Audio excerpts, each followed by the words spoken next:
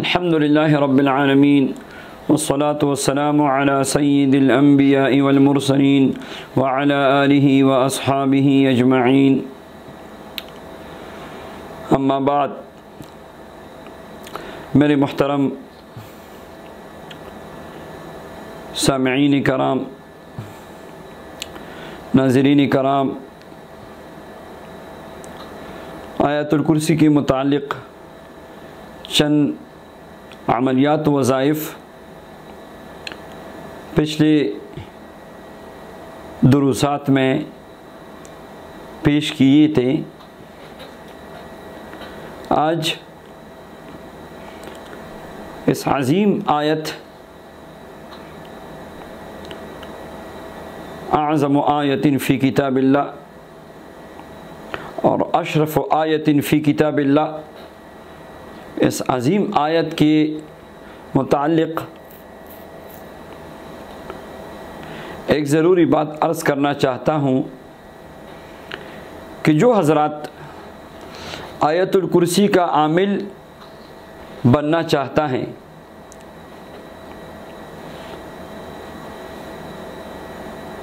कि ख़ुद अपने लिए भी फ़ायदा हो और दूसरों को भी फ़ायदा पहुँचाए। खैरुन्नास मन यनफ़उन्नास, लोगों में बेहतर वो हैं मन यनफ़उन्नास, जो लोगों को नफ़ा पहुँचाए, किसी को खैर पहुँचाए। उसके लिए आयतुल कुर्सी का आमिल बनना ज़रूरी है। इंशाअल्लाह जो आयतुल कुर्सी के आमिल हैं, जिन्होंने मेहनत की, आयतुल कुर्सी का ज़कात अदा किया और आयतुल कुर्सी के आमिल बन गए, माशाअल्लाह, एक दफ़ा आयतुल कुर्सी पढ़ने में जो उसकी बरक़ात व असरात होंगी, वो आम लोगों के कई बार पढ़ने में भी वो असरात वो महसूस नहीं करेंगे। आयतुल कुर्सी की रूहानी ताकत आप इससे अंदाज़ा लगाएं कि जिन्नात और शयातीन, जिस तरह अहादीस मुबारका में मुख्तलिफ़ वाक़यात में इस बात का ज़िक्र है कि जिन्नात और शयातीन आयतुल कुर्सी से डरते हैं।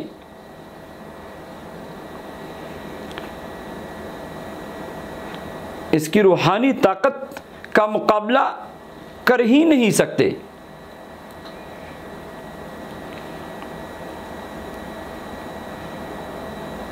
तो आमिल बनने के लिए जिसको शौक़ है कि मैं आयतुल कुर्सी का आमिल बनूं, जिन्नात और शयातीन और जितनी भी ये ख़बीस चीज़ें हैं, ख़ुद भी महफूज रहूं और दूसरों के लिए भी खैर का सबब बन जाऊं, उसके लिए ज़रूरी है कि सबसे पहले किसी नेक, सालिह, आलिम, बाअमल, मुर्शिद कामिल से रब्ता करें और इस अमल की इजाज़त ले लें, क्योंकि बग़ैर इजाज़त के आप आमिल नहीं बन सकते।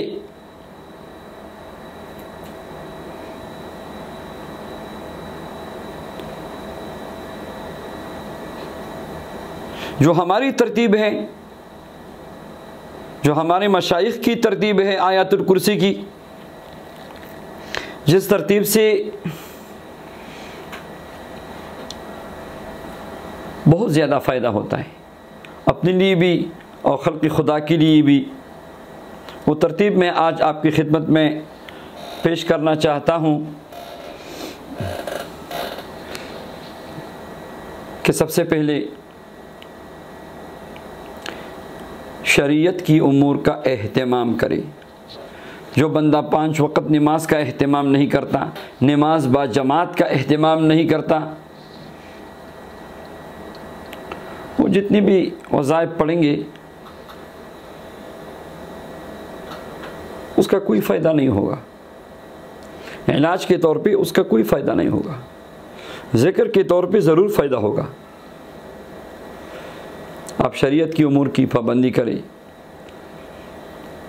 नबी सल्लल्लाहु अलैहि वसल्लम की मुबारक सुन्नतों का एहतमाम करें, तस्हीह नीयत करें कि आप किस लिए ये इतनी बड़ी मेहनत का बोझ उठाना चाहते हैं। क्या दुनिया कमाने का, शोहरत कमाने का, या इसलिए कि कुरान पाक मेरे लिए भी शिफा बन जाए और खल्क़ खुदा की खिदमत करूं जिससे अल्लाह राज़ी हो जाए।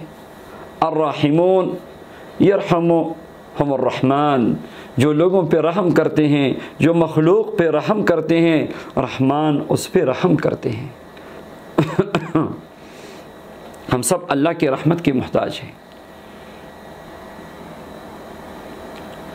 तो हमारे मशाइख की तरतीब ये है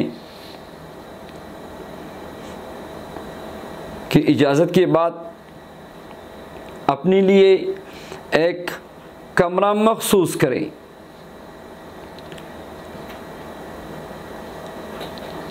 और अमल पढ़ते वक्त खुशबू का एहतमाम करें। अमल के लिए अलग जाए नमाज और मुसल्ला होना चाहिए। ऐसा कमरा जिसमें कोई ज़ीरूह जानदार की तस्वीर न हो, दूसरे आबासियात उसमें न हो,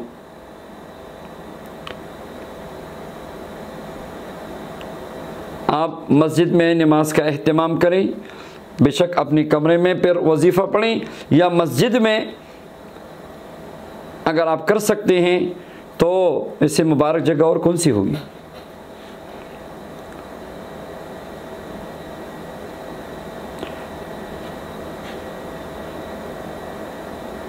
महीने की इब्तिदाई, चांद की इब्तिदाई तारीख़ों में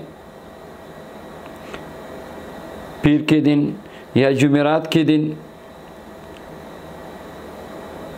आप गुस्ल करके 2 रकात सलात हाजत पढ़ के अल्लाह से मांगे, और उसके बाद दरूद पाक 100 मरतबा पढ़े, दरूद इब्राहिमी, फिर आयतुल कुर्सी शुरू करें और एक मजलिस में तवज्जो के साथ, एहतिमाम के साथ 313 बार आयतुल कुर्सी पढ़ें। आखिर में फिर 100 मरतबा दरूद पाक, दरूद इब्राहिमी पढ़ें। बस आज का अमल आपका हो गया। इस तरतीब से आपने वहदत ज़मान और वहदत मकान के साथ 40 दिन एहतिमाम के साथ आपने पढ़ना है।